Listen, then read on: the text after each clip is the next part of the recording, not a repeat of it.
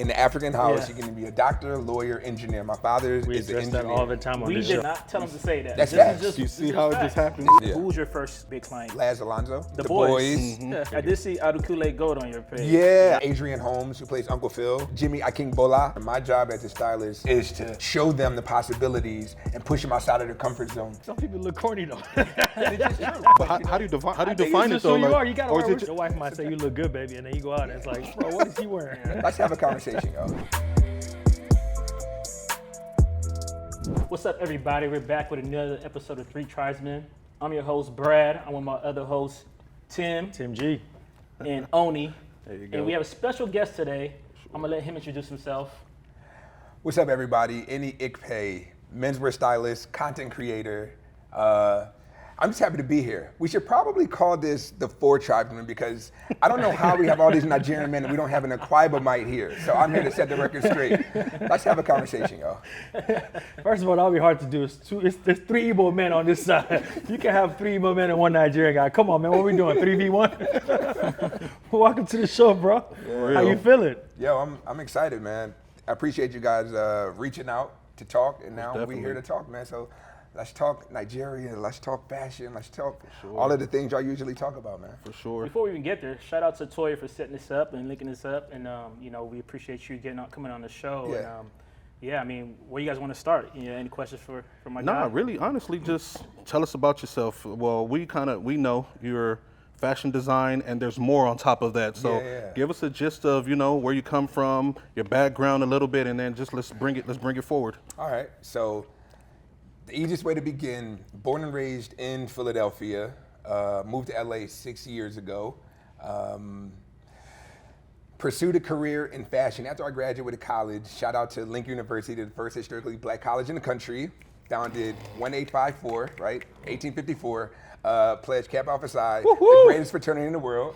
You already know. Like, I just had to get you all of that. All right? So right out of college, I had an opportunity to work at a bank, worked there for 5 years. And in that process of working in corporate America, I had always loved fashion. And an opportunity came to dress a fellow Noop, Jordan Matthews. He played for the Philadelphia Eagles, second round pick from Vanderbilt. And he was like, yo, bro, I really like your style. And I was like, oh, all right. And then he was like, yo, can you help me put some fits together? I was like, okay, let's do it. So I'm in his condo putting some fits together. Another player walks in, Marcus Smith, first round pick from Louisville. And he was like, yo, are you a stylist? And I was like, yeah. Okay. And he was like, all right, cool. 2 weeks later, he hits me up and he's like, yo, I have this charity event. Can you help me put a fit together? And I was like, bet. So I stayed in that ecosystem of Philadelphia Eagles players. And I was still working in the bank, so I didn't really need no bread. I was just trying to learn the game. And I just started working with a bunch more players. And then I was like, yo, I can actually make this a thing. And a friend of mine, she was like, yo, fashion is your thing. You just got to figure out how to make money from it. And I was like, is that a thing? Can you really do that? And she was like, yeah. So fast forward, that was 2015. I took a fashion course. I flew to LA, was here for a week. This was 2017. I told my ex at the time, I was like, yo, my girl at the time, I was like, yo, I'm moving to LA. I didn't even know how I was going to do it. And then she was like, yo, we should do it. And then she applied to grad school, got in, and we moved to LA. So that was like a 9-month span of me coming to LA, taking a fashion course. And I was like, yo, this is where I need to be. So let's go back a little bit. Prior to even deciding on fashion and everything like that, let's talk about just the foundation, like your household, parents, siblings, all that, right? I didn't know. You're from Philadelphia, but apparently there's a large Nigerian population in Philadelphia. So speak more about growing up in Philly, growing up around, Africans. Was there any kind of, unity there as far as the Africans and the black folks? Was it kind of friction? How was that neighborhood growing up? Well, I think you all can attest, right? When you're in the household, you're in Nigeria, right? When you go outside the household, you are in your respective hoods, right? So, you know what I mean? It never changes. It never changes. So that dichotomy was very interesting because it just wasn't cool to be African. Yeah. It wasn't cool to be Jamaican at the time. It wasn't cool to be like Caribbean or any of that, at least not in Philly. Yeah. So, you know, I almost didn't enjoy it. You know what I mean? And I remember my parents saying specifically, do any of you all speak your native tongue? I do. Bawani?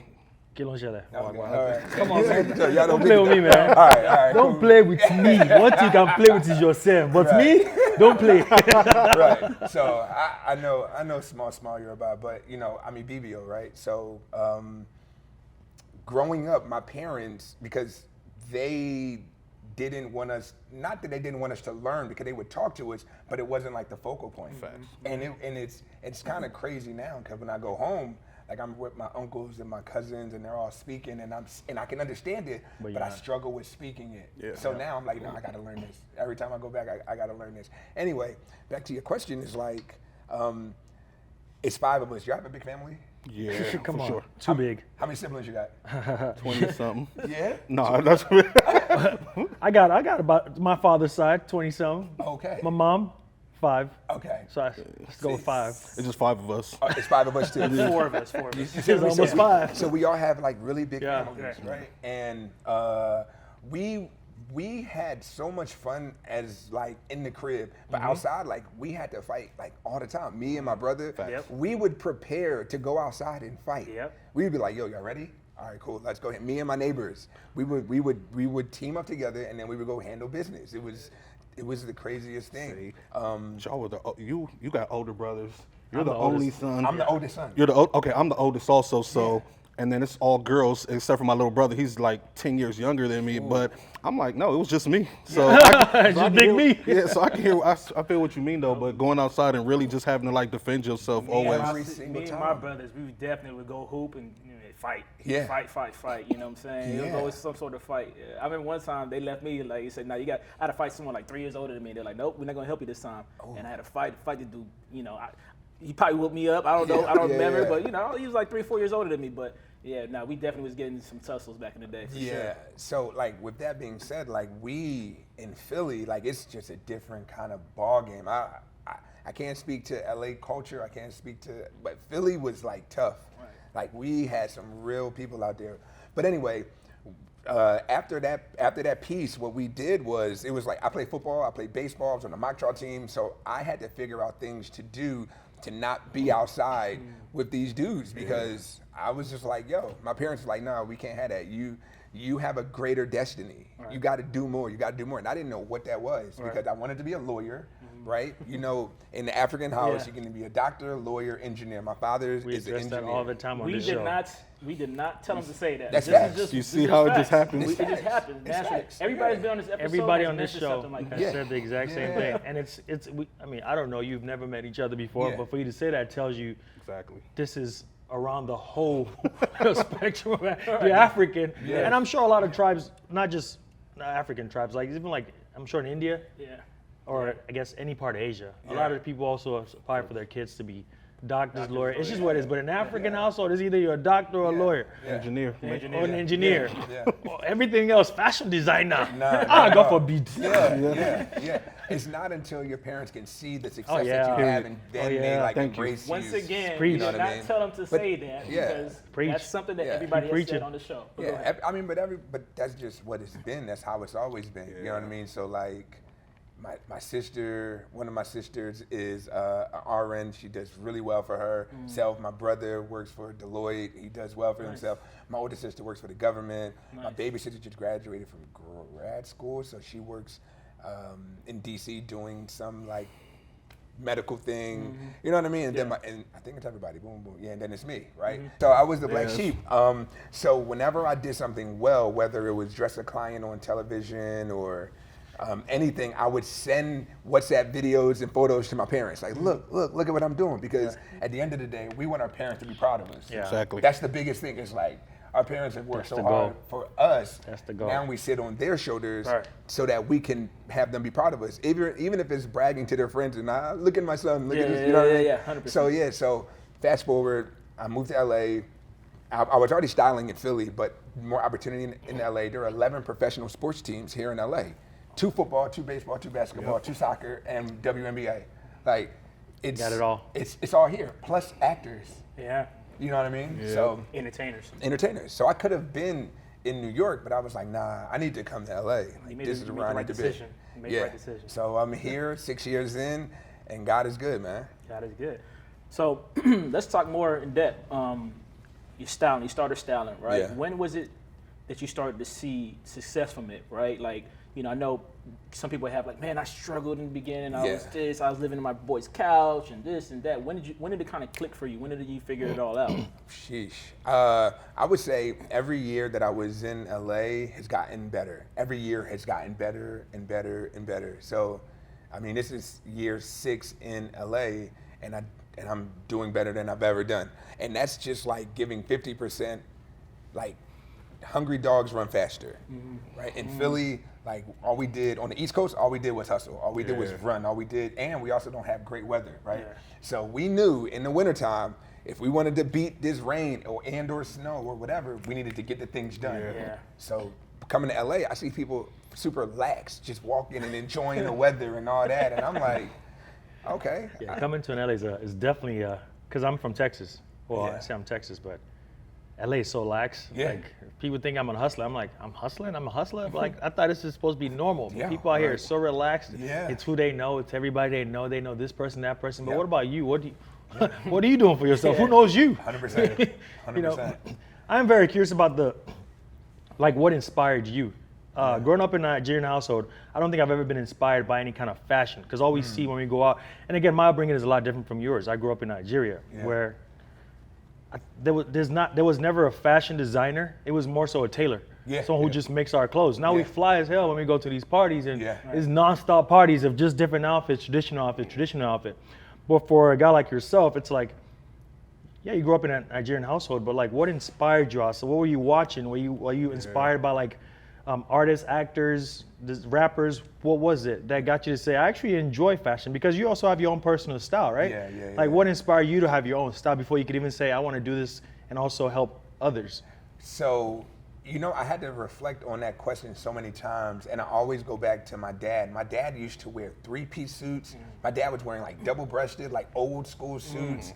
You know what I mean? Like 4-button, 6-button. Oh, he's like fine. I remember going in his closet and seeing stuff and not really understanding it, but my dad graduated from Temple University. Nice. You're familiar with Temple, Yeah. right? Yep. Yeah. So like, I guess, when did my dad come to the U.S.? My dad has been in the U.S. I'm 37, so my dad's been in the U.S. for like almost 40 years. And the way he struggled and the way he just like made it all look easy was crazy. So seeing his style and all of his like photos, if y'all look back at your parents' Oh, photos, yeah, they fly. they fly. And I'm like, yo, like, big time. They fly. Big time. so seeing that type Different of stuff, times, I'm still like, fly. I'm like, yo. So I remember working in the bank, and I was wearing suits. I was wearing double-breasted suits. I'm talking old school. Like I would buy from eBay a double-breasted peak lapel Ralph Lauren suit, and not knowing That you was fly. that I was But like, I'm knowing sure what I people was were telling doing. you. Yeah. But that's all I But got. he had that banker, But that that's all I top got. banker look. Yeah. That's that top banker look. So right that's there. what it was, and I was wearing it, and I'm like, yo, where did I get the interest to wear a double-breasted suit? And then I look at those old photos, I'm like, oh, my dad was wearing double-breasted suits all the time. So I think my inspo originally came from my dad, but then, you have the GQ magazines, you have the Esquire magazines, you have all of these other things, and then you just kind of tweak it and make it your own. So that's where my inspo came from. You became a stylist first before fashion designer? Because you are also a fashion designer. Yeah, I've designed a couple things. I put some stuff on a couple Would you of say my that clients. inspo came from you styling people like, let me make my own stuff? Absolutely. Because you look at like, one of you name a prominent LA brand. Can y'all name one? Y'all know one, y'all probably don't know it. All right, so like Amiri. Mary's from Yeah, LA? yeah, that's Mary's he from is, LA. he is, Would you yes, say Rude yes. is from LA too? Rude is from LA. Okay. Where's 100 Yeah, from? Who? 100.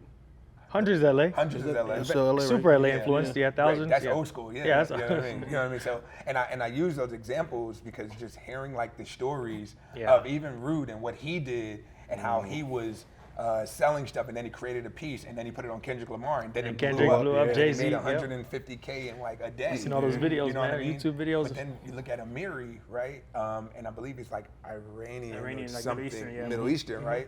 And he put it on one person, And then all the rappers and actors started wearing it, and not actors, rappers and like football players and basketball players started wearing it, and these were $1,000 jeans. And then his like evaluation went up super crazy.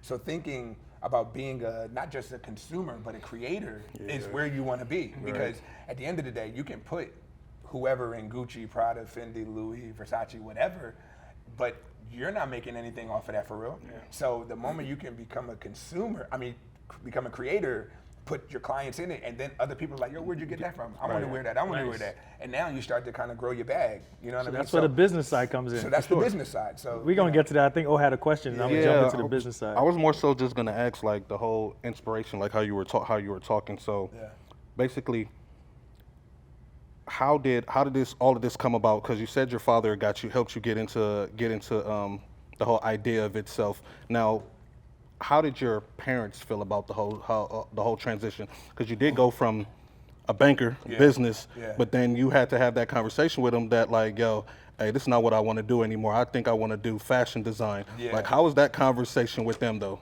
Well, you know what's interesting for me? I've always been like that black sheep, right? So I don't ever ask permission. Like that, I just never been that person. The thing is this: once you graduate college, and you're under your own roof, and you pay your own bills. As a man, it might be different for women, right? But as a man, it's like, yo, I'm not asking you to do this thing. I'm telling you that I'm gonna do it, and I'm gonna succeed at it. Respectfully. I was about to just say that part. Yeah, right. You gotta watch how you say that. But no.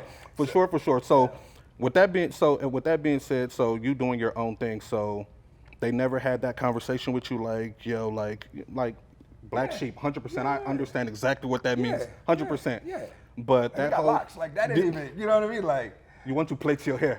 You want to be like a man, bro. The abuse is real. So but getting over that hump and actually becoming, I guess, successful. Let's say successful. Let's say borderline successful, because you're jumping into something you're not knowing. And then having that conversation of moving to LA also blindly.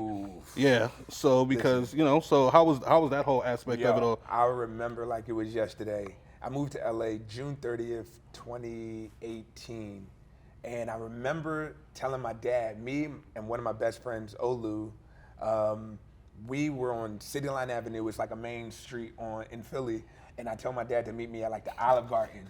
And I tell my dad, I'm like, Daddy, listen, I'm moving to LA. And like my dad just like started crying. He was like, but why? Like, why would you leave? I'm like, Dad, listen, man, there's so much more that I gotta accomplish, and I know I can't accomplish it with a traditional 9 to 5. I'm in a bubble here, and I know something. I'm bigger than whatever's going on here. So my dad was just like, all right, and I also saved some money, and I was also coming to LA with an opportunity to work under a stylist. So I wasn't coming out like super with no plan. No plan, you know what I mean? But everything happened for a reason, and again, every year it's gotten better and better and better, new clients and more opportunities, and I'm grateful. Once you got that stamp of approval, didn't it feel like, okay, he's giving me his blessings. Now I can go out there and just fly. Like, it's a different feeling when they actually support you. Facts. 1,000%. I mean, all we do, not all, but a big part of it is like getting that approval from our parents. Absolutely. To hear from our parents, I am proud of you. It's like that's all you really want to hear. That's really it. It's just you like, don't gotta give me nothing. Now I can go and do something. I'm ready to play LeBron. Like, you're proud of me? Okay. All right, we're Brian there. Let's go play. You know what I mean? So that's just really what it is for me. So let's talk about, I guess getting into this, getting clients and stuff like that. Who was your first, I guess, known client or big client that you were working with? Like athlete or sport? It could be any sport, entertainer, whatever. I would say our entertainer, I think the biggest client that I had worked with was, I would say Laz Alonso. Okay, yeah. He's on The Boys. Mm-hmm. You know what I mean? Avatar. You know what I mean? Like, how about we get a couple of people he's worked with, if he can say who they are? I did see Adekule Gold on your page. I had an opportunity to style Adekule that's for one of my favorite artists. He's super dope, man. He's super His style is very impeccable. He works with a few different stylists, but when he came to LA, I reached out through some friends, and an opportunity came, so I styled him for LA and for San Fran, the San Fran joint. Super dope dude. Music is incredible. I hope he gets bigger.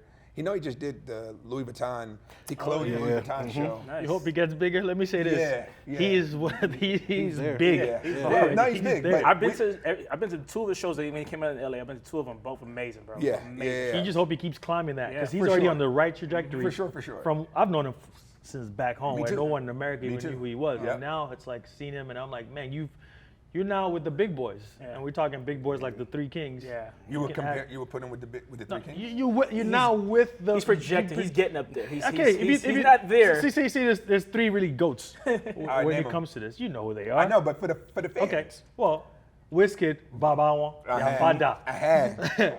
Burna Boy, Yes. Global, Yeah. Mr. Davido, originator. Yeah, I don't know what you want to say, but he's the Afrobeat originator in America, all that. Okay. Now you have artists like Asake, who's becoming to, Yep. He's dead. Definitely. he's getting there. Yeah. Rema, Yep. there. Yeah. He's there. But you see how you said you see how you emphasized there? Yeah, he's not there He's yet. not there. He's not there yet, and he was out longer than Rema. Oh yeah, he's been around. You understand what I'm saying? Yeah. What do you think it is? So Not to he's- go off so track, like basically, off topic, like. If we go hip hop terms, he's like the Fabulous. Of Nah, he hip-hop. big. No. Fabulous. Fab is I'm talking about massive. early 2000s. Fab Yeah, was like mixtape Fab he is wasn't. different. Yeah, he wasn't. He Mixtape wasn't Fab on is Jay and different. Nas level, but he was notches okay. below. Yeah, I would put him in that category. Yeah, exactly. I He get was your Fabulous. comparison now. Yeah. 90s. I'm like, Because Fab is not. No. I'm talking about back in the day. Something still hasn't turned for him to be like massive, because the way Ashake just hit the into Bruh, just and crazy. run. his run is crazy right now. Crazy. Every year he has a new album out, and, Yeah. and I'm singing every song on every album. Yeah. But I was gonna say- I'm thinking every Nigerian artist has that. Have y'all not noticed that? Like, when new it comes to American artists, they're kind of dropping on more of a maybe a 2-3 year or 4 year. But every Nigerian has dropped an album damn near Well, every they understand- year. they understand the moment. So for sure. I was gonna say, I think they Yeah. think that window. With They the have a window. They're Yeah. like, we got to take full advantage of Yeah. this. Facts. Full Like advantage. they understand it, and what the world has failed to realize is Yeah. you give us a shot, That's it. forget about it. That's it. Forget about Our it. work ethic is gonna be Like, crazy. just different. Just look at that that Tupac whole work window, you ethic. say no. You go to iTunes or Apple Music, and you just see Afro beats like it's a staple on there. On Spotify, it's Yeah. a playlist. It's sure. gonna keep getting Yeah. updated, and this thing has been going on for a couple of years It's now. the biggest export in Africa. Right. We're not even done with new artists yet. There's Right. newer Oh and my newer gosh. and Sure. newer and newer Oh my artists gosh. coming out Come that on, the world so hasn't even many. seen. I mean, now we're beginning to see this trajectory of Portable. Yeah, absolutely. Portable, and that's I feel like he has so much potential. Yeah.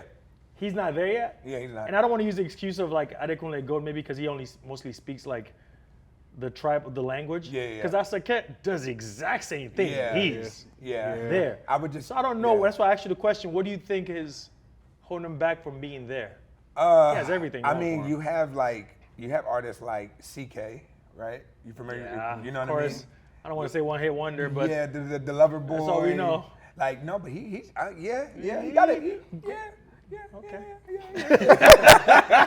You got Olamide, right? Baba, yeah. Mada. You know what I mean? You got You got Fireboy. Fireboy, whose new album is solid. Oh, sick. Rema's new album, I didn't like it in the beginning, but it now I work out to it and it's crazy. But to your question, why isn't he there? Yeah. I mean, I think because his sound is still very familiar. It's not like an original sound. Like when Wizkid dropped, his sound was original, right? And Has he done collaborations? Wiz? Who? No. Yeah. Yeah. Not Wiz. No, I'm you're talking about Adekule. Adekule, yeah. Yeah, his last album, he had collabs, and the one before that, Yeah, he one had with Ty collabs. Dolla Sign, but Yeah, it's still one not. with They Lucky don't Day. go. He did one with Lucky Day, and that was a good song Sinner, too. Yeah. Yeah, Sinner was good. Sinner That was an amazing that song, that's a bro. good Maybe song. because he's not giving you. He's not new. No, it's not about that. It's not about He's that. been around. He's been around, but he hasn't been around in terms. We don't need to. I don't want to make it just Yeah, about him. let's get back. I don't want to make it about him. Yeah. I mean, But- it's still part of our conversation yeah, regardless, yeah. because we're not talking about artists and all that. But I got I you. think- Yeah. You've worked with him. I mean, I would. I feel like you're about to. To credit to you, right? There's not a lot of Nigerian African stylists. There is some, Yeah, respectfully, yeah. but there ain't a lot here. And you are also you moved to LA at the right time. Yeah. Right. To hit the right notes, and you have met the right people, Yeah. and you're only gonna keep going because there's more artists still trying to make their way out here. Yeah. Zeno, Yeah. all these guys. Yeah. So it's a big thing right now. So because of course you've worked with hellified amount of NFL players and everything that's going on with NFL Africa and everything. So shout out like to he NFL said, Africa. like Tim said, I think you got here at the right time. But at the same time, you are Nigerian, but I don't want to marginalize you to saying that you think like you only make or you only produce Nigerian outfits. But no, you're a stylist. You make every and anything I can make it all. I've seen your work too, and it's amazing. Thank you, my bro. The beauty about LA is a manufacturer's like gold mine. Like you can go to the right factory and you got to put that money up, but you can get some stuff made. I'm talking like respectfully. Like I've been in factories where like Mary pieces have been made. I've been in factories where like rude pieces have been made. You be like, this way y'all made it. You know what I mean? Like for real, bro. Like so, and again, it costs to make, but like if I can get pieces made by these same people, like my pieces are just as good. Right. You know what I mean? It's just all about the name at that point. So when it comes to quality is one of the things I take very, very serious because attention to detail is where you want to be. Like that's truly it. Right manufacturing, right pieces, attention to detail. So let's go back. So I know we kind of went off on the tangent. Yeah. Some of the That was a great tangent. That was a great tangent. Good dialogue. Let's talk about the clients, right? Yeah. So you mentioned Adekule Go. Mention some of the clients that are out there that you kind of work with, and then I have another question after that. Got it. So Uchenna Nwosu, a good, shout out to him, great player, great person, great family, Igbo guy, incredible. So I've worked with him since he was with the Chargers. Now he's with the Seattle Seahawks. Who else can I? Adrian Holmes, who plays Uncle Phil. Yeah, Uncle Phil. Jeffrey or Jimmy. Right, I'm thinking Jeffrey, but both on Bel Air, right? Y'all know, so they call him Jeffrey, but his name is Jimmy Akingbola. He plays Jeffrey on Bel Air. So those, I also work with a good friend. His name is Jacko Sims. He played on New Amsterdam, and he has a new show coming out with Natasha Hartwell. I believe I said her name right, but it's called like How to Die Alone. Super great show that's coming out on Hulu actually in 5 days. Nice. So I was just on the Fox lot with him this morning. So, and then there are a few other players. So I've worked with like Russell Douglas, cornerback. He played for the Eagles. Now he's over with the Buffalo Bills. Yeah, sure. He's, in my opinion, he's like top 10 corners in the league. Who else about? Oh, Eric Murray, safety for the Houston Texans. Super talented brother, man, and super intelligent. Like one of the smartest guys I know. So yeah, those are a couple. So I recently Complex. Well, first the NFL mentioned I guess they gave the award last year the most stylish player in the league, and it was Jeremiah Owusu. Korma, yeah. And then we saw Complex came out with a list of the best styled or stylish athletes. Yeah. And he wasn't even. I didn't see him on the list. He wasn't even the top list. 10. Nope. Which is crazy because the number one player, like the top like 3 or 4 players, were NFL players. Were like, wait a minute, how is this guy the most stylish NFL player? But on Complex, he's not even on the list. And you got there's no knocks to Stephon Diggs. I think he was number 1. He was.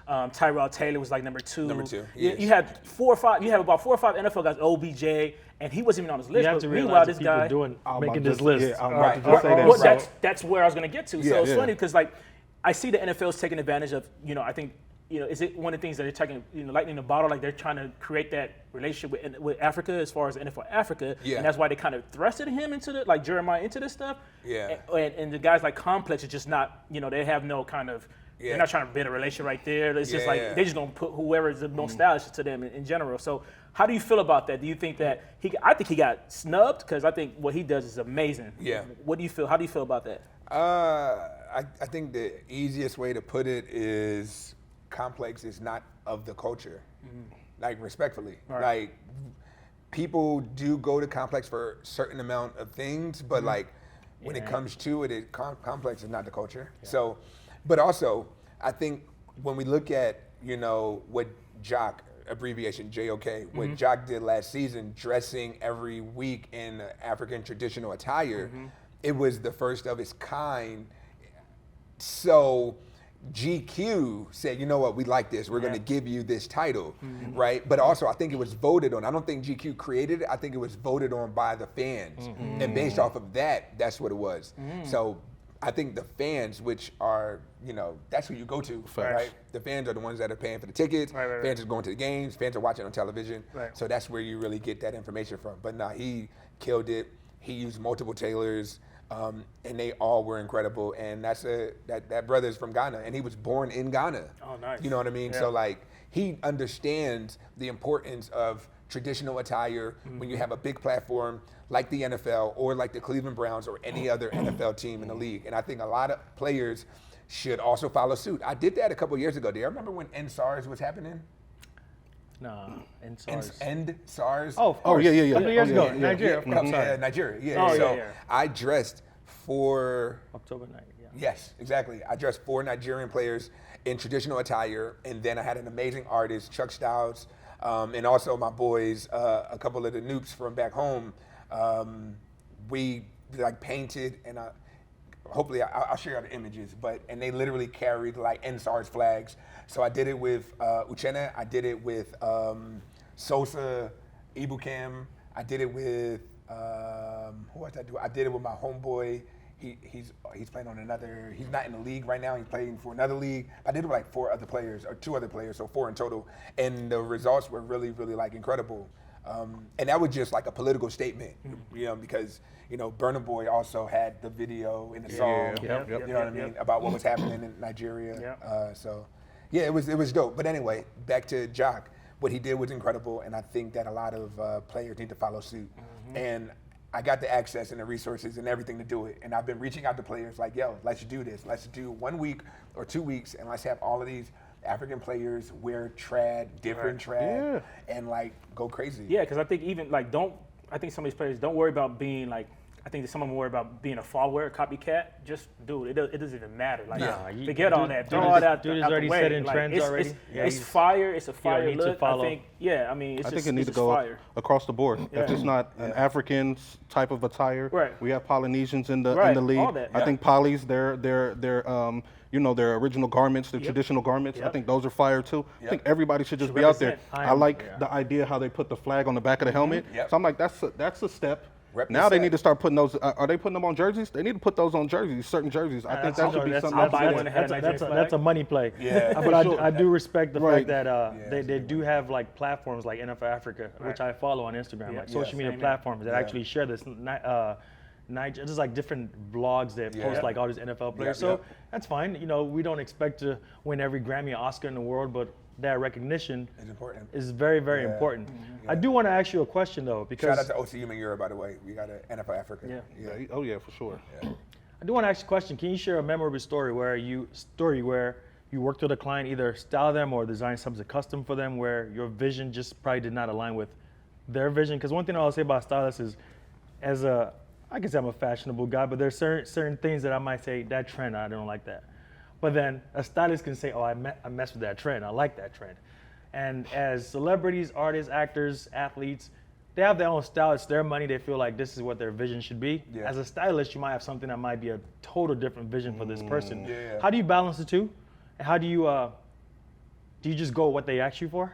Or do you just do what you feel like you need to, like, what's that balance like? So everything is a collaboration, right? It's truly a collaboration. My job as a stylist is to introduce my clients to ideas, brands, like up and coming, right? Up and coming ideas, up and coming brands, and things of that nature. So my job, just like a basketball coach or a football coach, is to make sure we get that extra rep in, right? So I'm tired, I don't know if I can do it. Come on, you can give me one more rep. So my job is not to make my clients uncomfortable. My job is to show them the possibilities and push them outside of their comfort zone just a little bit, not too crazy, because if a player doesn't want to wear, I don't know, let's just create a color, yellow, right?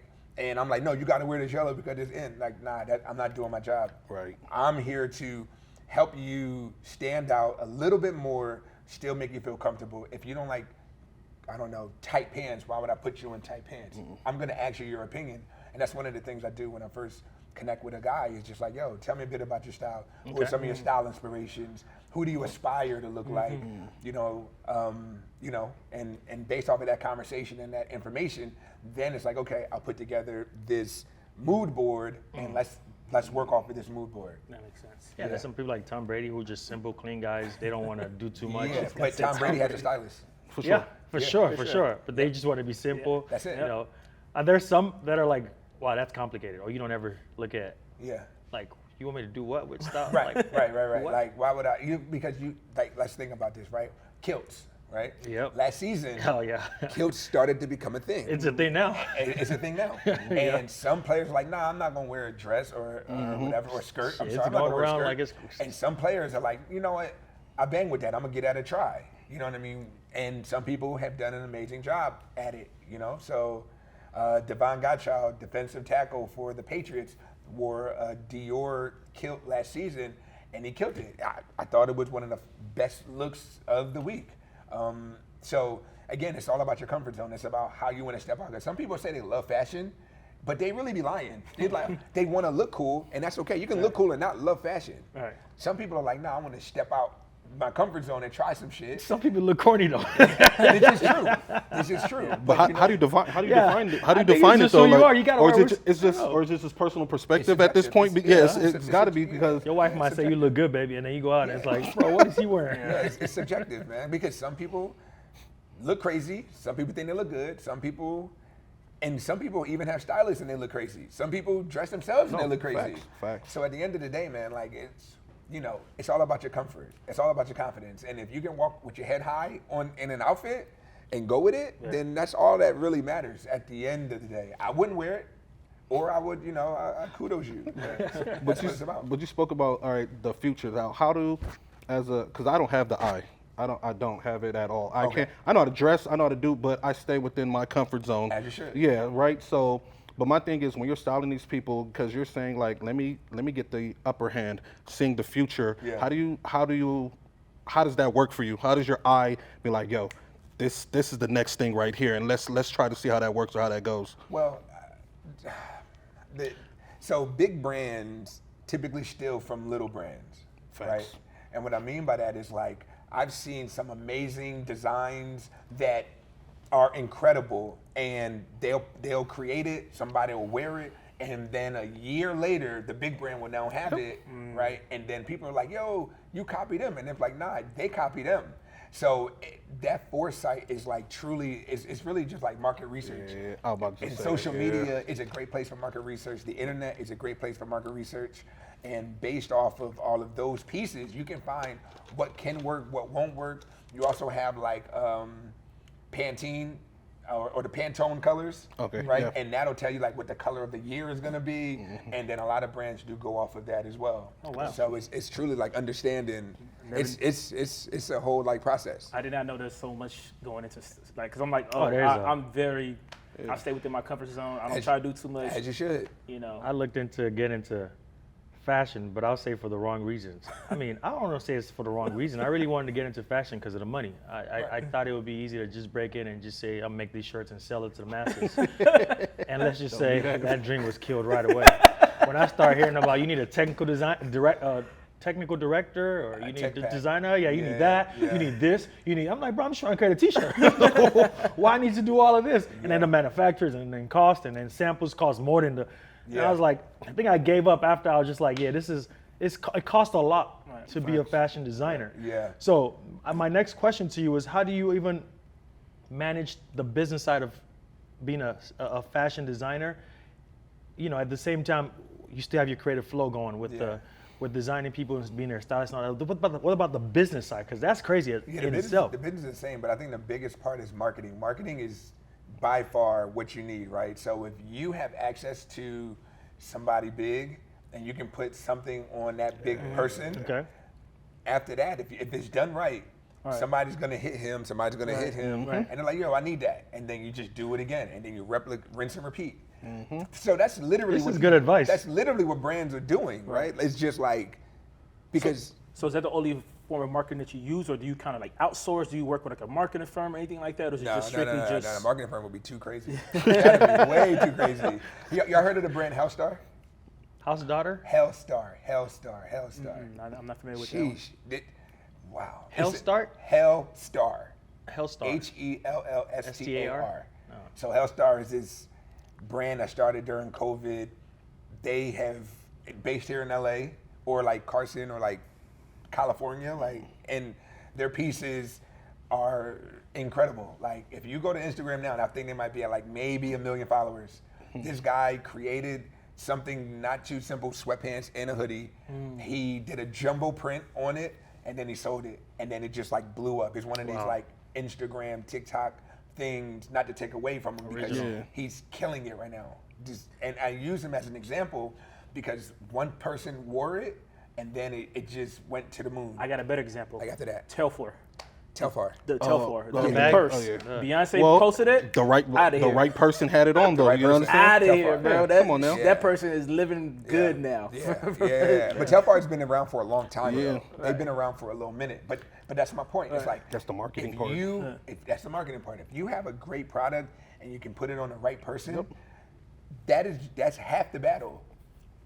I Right? saw a TikTok, maybe one of you guys shared it with me, where the guy who founded AP, like the watches, said they were already on the market for a long time. Yeah, He was not until Jay-Z put it on and collaborated with them that it just, you're like, AP? I don't think it's some old German guy that owned this company. Nah, he literally came out and said Jay-Z was the reason why. Yeah.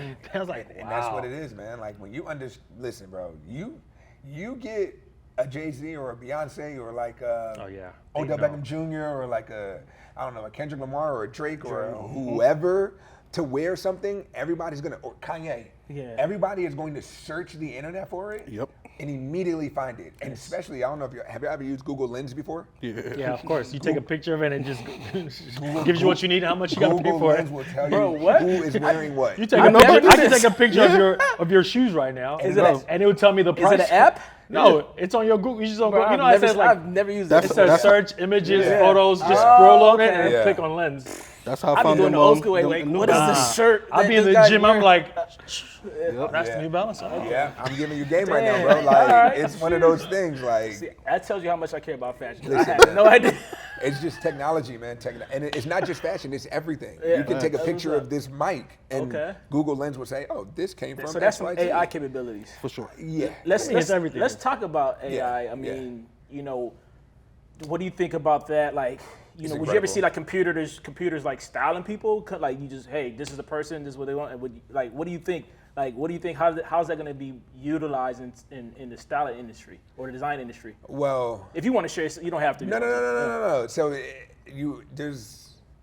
I mean, that's such a complex conversation. Taking away jobs, man.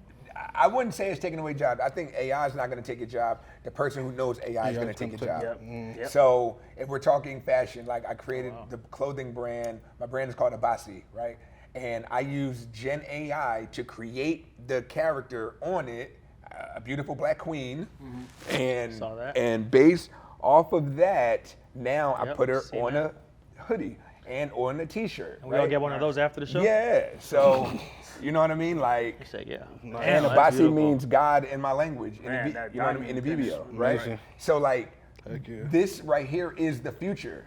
This is going to continue to be the future. So we can't shun these technological advances because if you do, you are going to be lost. Dinosaur. You know, you're going to be a dinosaur. You know what I mean? So, listen.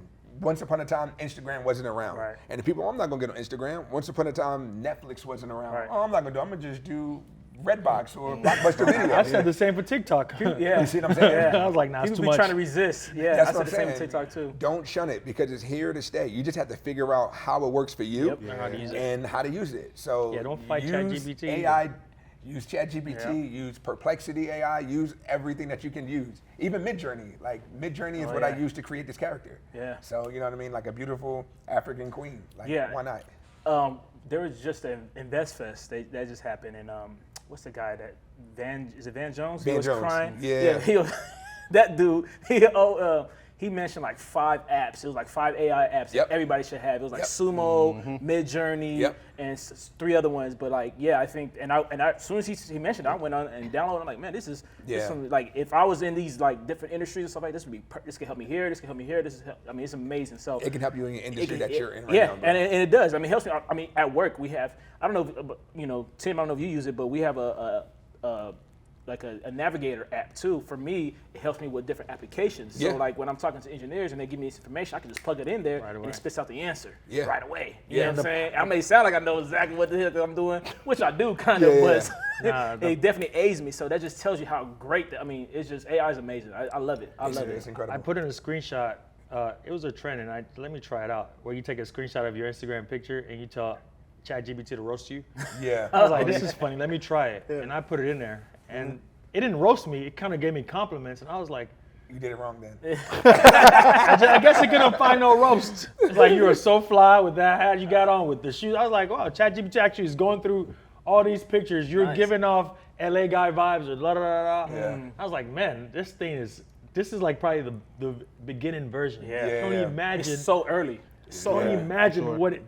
Like, you tell your car, take me home. Get to it. Do you all pay for the subscription for ChatGPT? I definitely do. Okay, so I asked the question, right, because through ChatGPT you can create agents, and I created a fashion agent called like the Style Dealer. That's like my fashion persona, right? But you have to have I can share it with you, and you can ask it like, hey, I have this outfit on. What should I wear? What sneakers should I go? Or should I wear a hat? Or should I do this? It can walk you through an entire breakdown of your outfit. So when you say you created, you made ChatGPT memorize the agent? Yeah, so when you create an agent, you feed it information, and based off of large language models, you're able to tell it certain things. And I'll share with you guys so y'all can like take a look, but you have to have the paid version of ChatGPT to use it. But it's super fire. I'm telling you, AI is incredible, and Van Jones is a genius. Like, he gave so much game that day, and I tell people all the time, like, yo, they say we have a 2 to 5 year window, right, to become creators of something in this space. Like, this is the new revolution. If you don't do it, you might miss out. It's gonna be like that, almost like that crypto wave, right? Like the people, the early investors, the early adopters got in. Yeah, they got in, and they ain't generational wealth, bro. That's what they got. So it's the same thing. And I think it's important that we all learn what we can and share with the next generation, because that's one of the things I want to teach the youth of Nigeria. Like, I want to teach them how to use AI, but before I can truly teach them how to use AI, I got to make sure they have computers in the schools and stuff like that. You know what I mean? So like, the West is the West. How do you take? Let's go back to Africa for a second. Yeah. How often do you go back? I try to go back at least once a year. My goal is, I just got back 2 months ago, and I'm trying to see if I can go back for Lagos Fashion Week in October. Okay. Yeah. So so you already do work with some people back in Nigeria? Oh yeah. Okay. Yeah. I got some. Listen, you've been back recently. Yes. One of the beauties about Nigeria specifically is like, you see men and women walking with, right, like sewing machines on their shoulder for work. Yeah. Like, these people are so talented. All they need is opportunity. Like put 10, 20 grand together and create a brand in Nigeria, because these people, the textiles, the ability is just like, it's insane. We're talking, I told you, growing up, fashion designers to me we just call them. We're just tailors. Tailors. That's it. That really is a fashion Literally, designer. like, and we just look at them like tailors. Literally. And it's funny you said that. But there's so many brands they in Nigeria all have that sewing right machines, now all of that are killing stuff. Like, I'm getting designers to make stuff for NFL players. Like, you know what I mean? Like, hey, let's create something in Nigeria. Let's have you wear it for game day. Logistics that be taking too much time. I mean, DHL. You just gotta have DHL. That part. You know what I mean? I got DHL. So there you go. It's one of those things. Like, yo, let's create some magic. Let's do some things. Let's employ some people. Let's put some money in some people's pocket. Let's circulate the black dollar. Yes. You know what I mean? Yes. Like, let's do something. You know what I mean? Let's be. How can we do that? How can we do it? Yeah. How can we circulate the black dollar? I mean, if we're talking about fashion, I just gave an example, right? Like, we can literally put money together, and I know amazing tailors. We can collaborate. We can create a business together. It really doesn't matter. We can do so many things, and then we pay them to create stuff, and then we could sell it here, or you could sell it on Etsy, or you can sell it on like all of these platforms, Shopify. You know what I mean? Like, it's I begin to notice even on Fiverr and all these websites, you can go search for an African artist or a fashion designer. It's like, Yeah. So we need to probably spread the word. They need to get on these platforms also. Right. Yeah. Not just expect someone to say, hey, make this for someone. Like, if you Right. can put yourself on these platforms, you know, you could definitely get people hitting you up and doing all that extra stuff. But Right. who do you wish to work with? Is there anybody you've always like hoped you could work with? Giannis Antetokounmpo. Okay. Easy. Oh, nice. Joel Embiid. Giannis ain't got no fashion. Yeah, sense, yeah, man. I was gonna say Zero. Giannis' fashion is very, No very offense, Greekish. Giannis. Whatever. Very Greekish. Very comfortable. very- yeah, and very comfortable. I mean, very there. But one of the things I ask people I'm working with, like, what's the goal? Do you want to be comfortable or do you want to be stylish? And there can be a combination of Yeah. both. Yeah. But you're looking at a guy who is 10, 6, 11. 6'11", Yeah. you know what I mean? And Embiid is like 7'1", Yeah. 7'2". So these guys are like, I just need to be comfortable. Comfortable, But you yes. can look stylish and still be comfortable. You don't have to wear a Nike LeBron's 6'8". tracksuit. He still looks fly. Yeah, but LeBron is also understanding that he's a brand. Right. Yeah. And that's the important part. Like players, let's look at this camera. Players need to understand that they are brands. You have to move as a brand.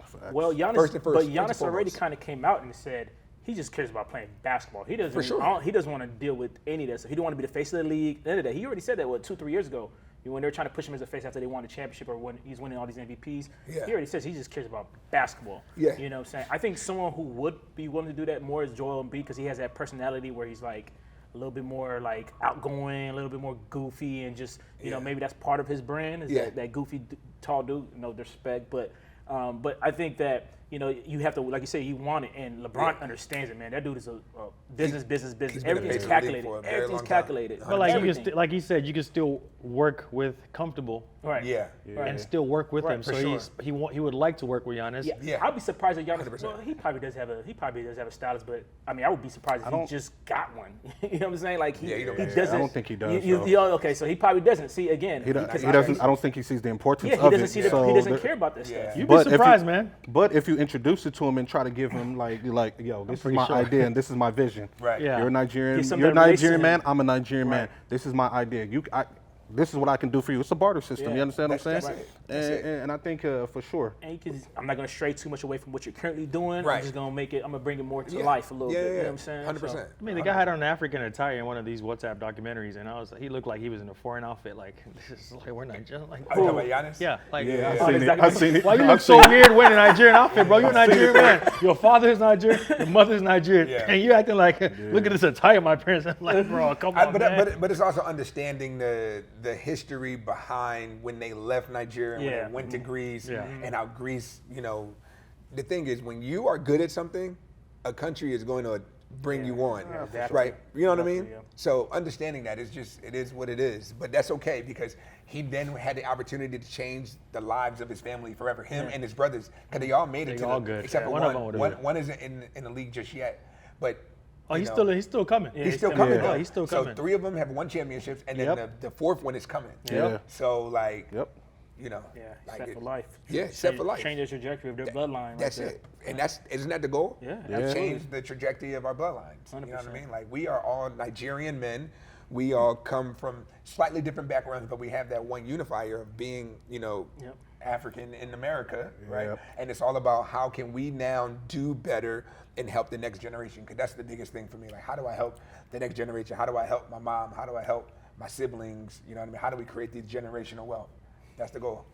We have limited time, but I do want to know something. I want to know the day in the life of a fashion designer and a stylist because I Yeah. know you have so much to do, and not only that, you're talking about you're dealing with movie sets. You Yeah. just said you were on the Fox lot. You Yeah. just casually said that. Yeah. You want to deal with Fox Studios, man. Yeah. Like sometimes people get on this Yeah, platform they and so modest and stuff. they so modest. I don't know why people are so modest. Like people your you've worked shit, with, like man. I don't know why people are so modest. Nigerians are not known to be modest. Yeah. But I guess there's a microphone, so we gotta act modest in these cameras. Listen. But I really want to know, like, what is a day in the life like? You do so much. Yeah. I don't even know if you have an assistant, but even I you don't. right now with your time, and you just gave us like something you're working on. Like, Yeah, bro, give me a day in the life. Well, I appreciate a week that. in our life. It all depends though, because one day you could be doing nothing. You could just be doing like market research on social media or on the computer, looking at like Net-a-Porter or like whatever, Mr. Porter, all of these things.